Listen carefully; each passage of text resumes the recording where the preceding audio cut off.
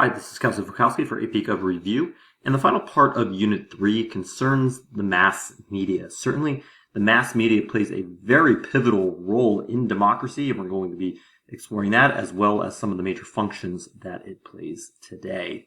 So the mass media refers just to anything from television, radio, newspapers, magazines, and especially the internet, and other means of popular communication. So as we've grown into the 21st century, the explosion of social media has been seen through a number of different platforms, from Facebook to Twitter, Tumblr, YouTube especially, and this has ushered in a period of high-tech politics, which refers to the behavior of citizens and policymakers, the political agenda itself becoming more and more shaped by technology. You even now have candidates announcing their campaigns through Twitter for the first times in history. 2008 was one such election where that occurred amongst frequent presidential candidates.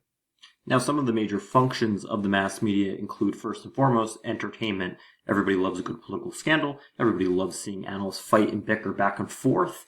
But also, along with entertainment, news reports. People love watching the news, sees what's going on, especially in politics. There's always a lot, especially during campaign season.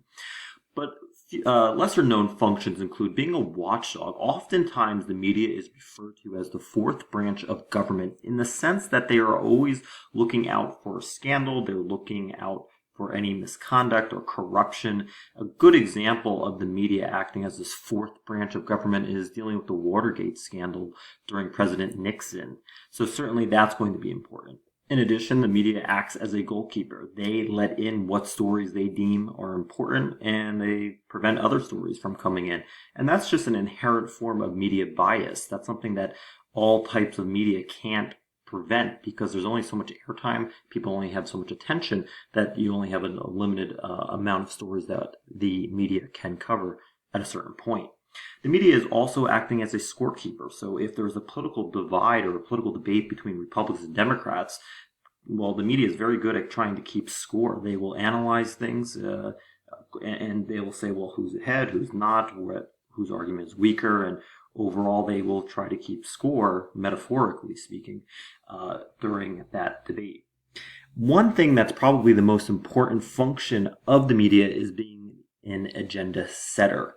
They are the issues that the media does and does not focus on, similar to the goalkeeper.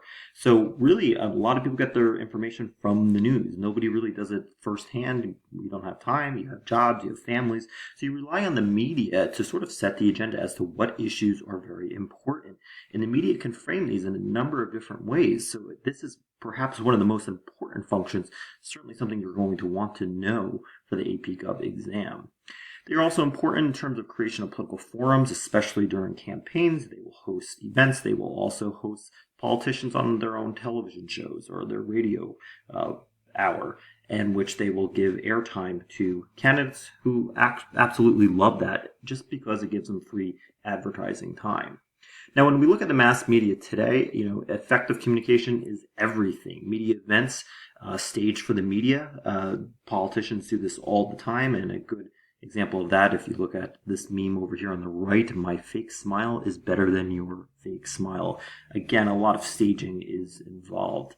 And they are basically staged by every politician. It is easier to propagate a message. It does give you a good image to the voters, and image is everything instead of policy, which is a major gripe on the media and politicians today, that they're more focused on just the everyday person as opposed to policy. But nevertheless, image is important for every politician, especially at the top. Now, the news media wasn't always very important in terms of how the White House or the president dealt with it. It's really not until the mid-1800s, especially the turn of the 20th century, that you begin to see the press having a more pivotal role.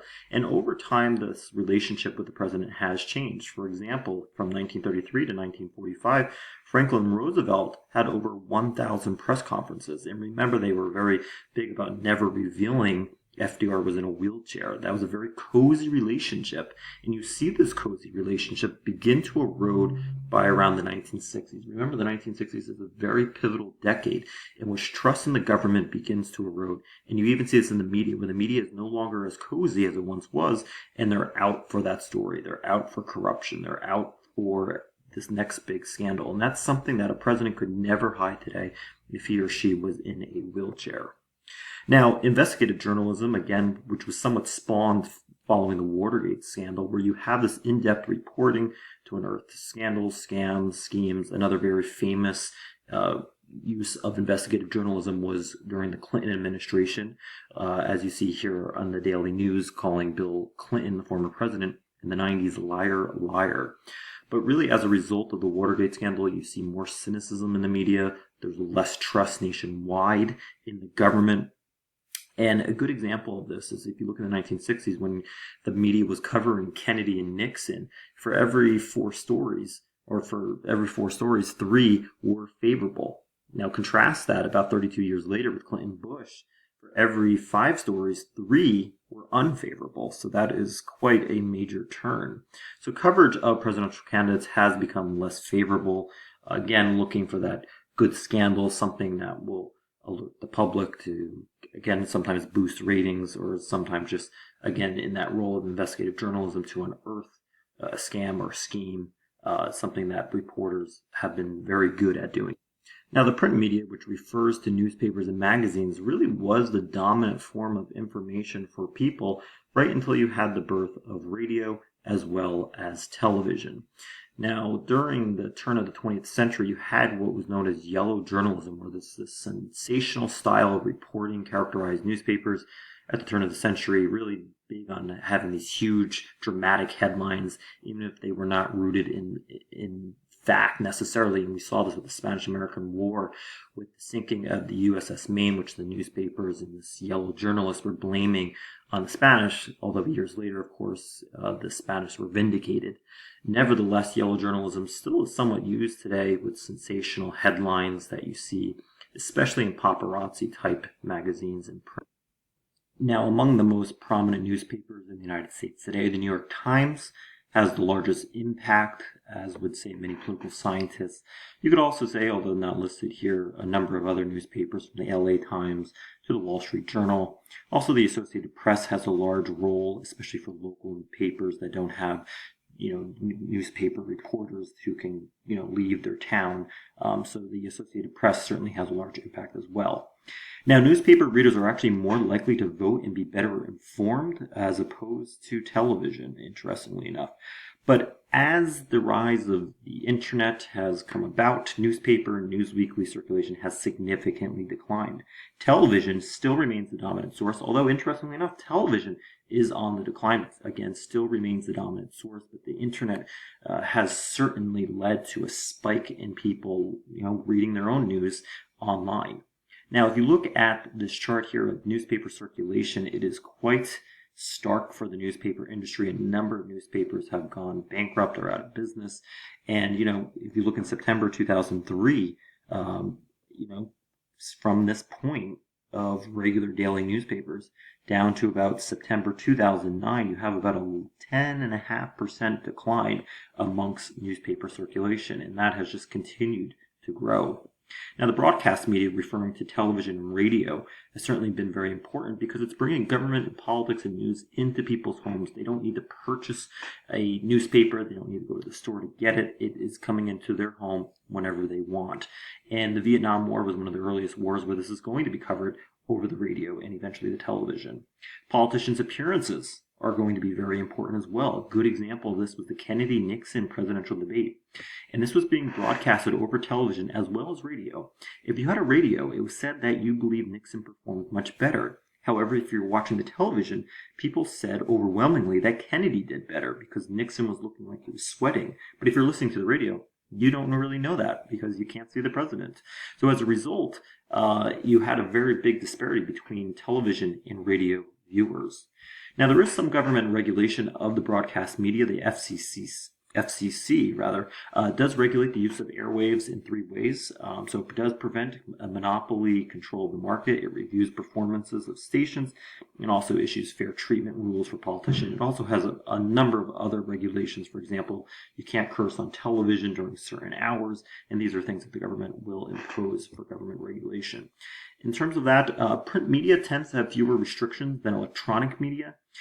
Prior restraint, otherwise known as censorship, cannot be placed on the media, so the government cannot censor the media. In terms of libel, this is important in terms that print media can be sued for libel or obscenity, but this is very, very difficult to prove, especially if you are a prominent or famous person. So when we talk about libel, we're talking about something that is false, that is printed in the media. This is contrary to slander, which slander is orally said, whereas libel is going to be in print. Also with the newspapers, confidentiality of sources is generally protected unless there is some type of criminal investigation. And even then, there's some blurry lines, and newspapers will try to protect their sources as best as they can, but that has gone through the courts back and forth, sometimes forcing reporters to give up their own sources. All right, let's end with a review question. Take a moment to pause this and read it. All right, so which of the following best characterizes the influence of the news media on public opinion in the United States? And if you selected choice B, they affect which issues the public thinks are important, you are correct. This is very important as this is part of the agenda setting effect, and that is a major role, arguably perhaps the most important role of the media today.